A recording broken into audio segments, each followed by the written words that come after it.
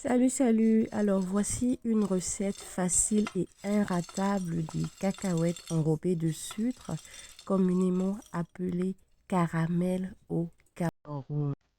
Petit retour à l'enfance avec nos snacks préférés.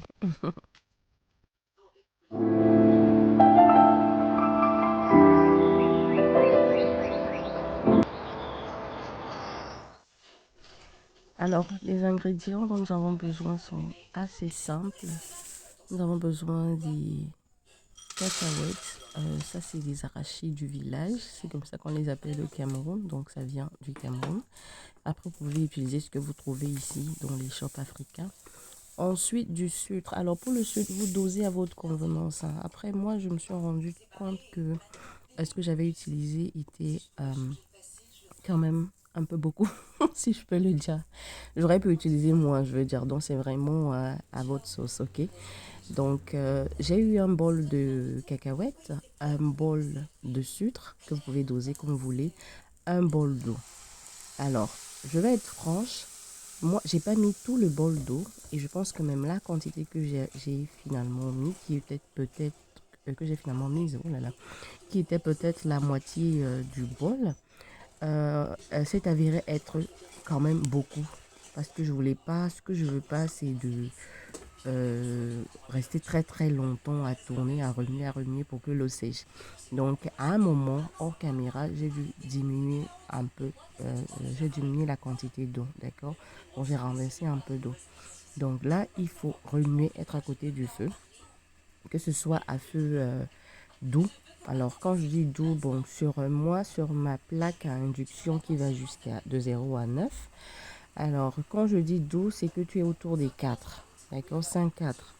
Donc là, on laisse carrément l'eau sécher, remuer de temps en temps pour que tout le sucre s'enveloppe, pour que les cacahuètes, oulala, s'enveloppent complètement de sucre. Et voilà, quand l'eau commence à sécher, voilà ce que ça donne. À cette étape-ci, il faut vraiment, vraiment, vraiment remuer pour éviter que ça brûle. Remuer tout le temps que ça sèche complètement, que le sucre enrobe complètement les cacahuètes.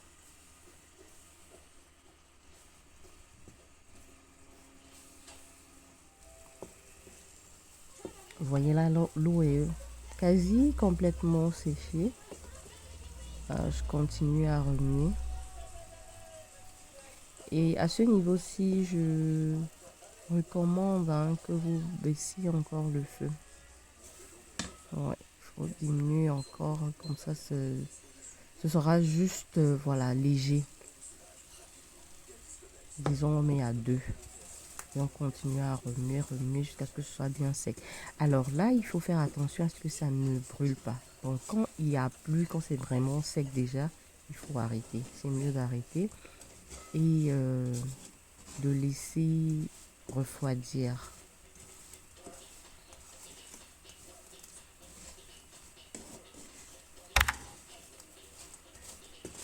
Et je recommande vraiment d'utiliser une poêle parce que c'est assez large. Et les cacahuètes sont un peu à l'aise, je peux le dire, que de faire dans une casserole où elles seront coincées et tout. C'est mieux dans une poêle.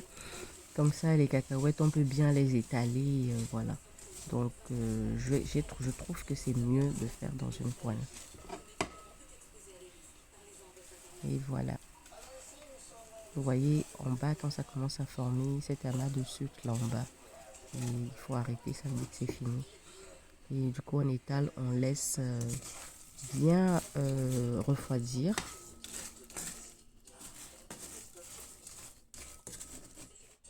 Alors, j'ai mis dans mon assiette.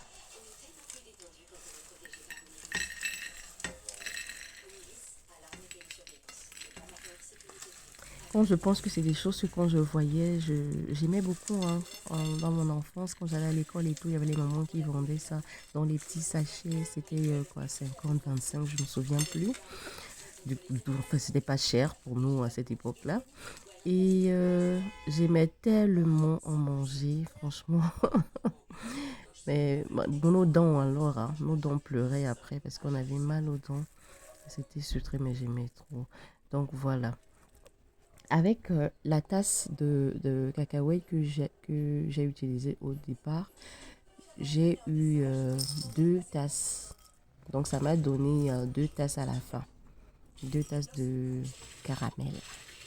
Cacahuètes enrobées de caramel. Alors, j'espère que vous avez aimé la vidéo. Si c'est le cas, n'oubliez pas de mettre un j'aime, un petit commentaire si vous avez essayé la recette, si vous avez une autre manière de le faire, pourquoi pas, et de vous abonner. Et on va se retrouver dans une autre vidéo. Je m'en vais déguster mes cacahuètes et j'avais fait le jus de foléré ou de bissap comme vous appelez ailleurs. Et c'est un très bon combo. À la prochaine.